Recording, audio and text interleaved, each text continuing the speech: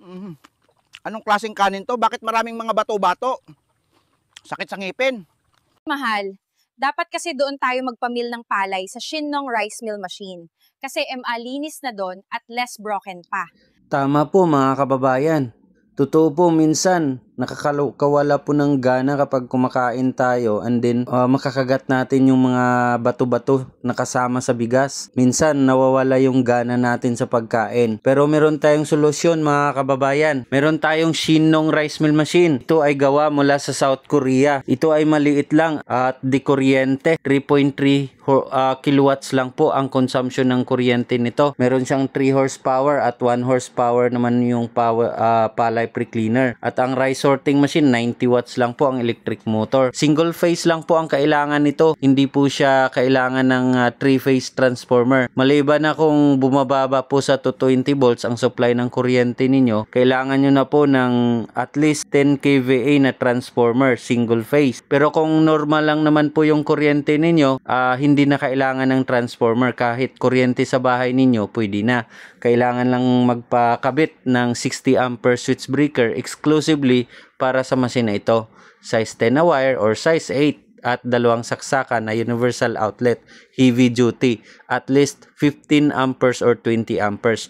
Ang capacity ng makinang ito ay nasa 300 hanggang 350 kilograms per hour ng input ng palay. Palay pa lang po yan. Pero doon naman po sa output capacity ng bigas, ay pwede po siyang mag-output ng 200 hanggang 250 kilograms per hour po ng bigas. Equivalent po yan sa 4 hanggang 5 sakong bigas bawat oras.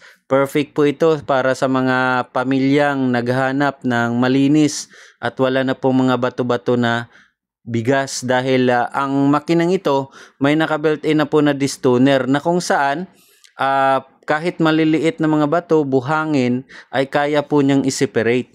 At ang kagandahan dito, less broken na rin po dahil hindi po tayo gumagamit ng rubber rolls at urethane po ang gamit natin dito. Maganda po ito pang negosyo lalo na kung ang balak ninyo ay gusto nyo magbabay and sell ng palay and din binta nyo na po bigas. At pwede rin pang konsumo ninyo, pang personal use, pwede rin po, or pang barangay na pang maliitan lang ng mga farmer na gustong magpamil na sa inyo ng palay. So maganda po at hindi po kayo mahiya sa output quality ng bigas dito dahil malinis na at wala ng mga bato-bato. Nagde-deliver po pala kami ng Shinong Rice Mill Machine kahit saan sa Pilipinas. Libre na po yung installation. Meron nga lang charge sa door-to-door delivery. Message na po kayo sa akin. Maraming salamat po.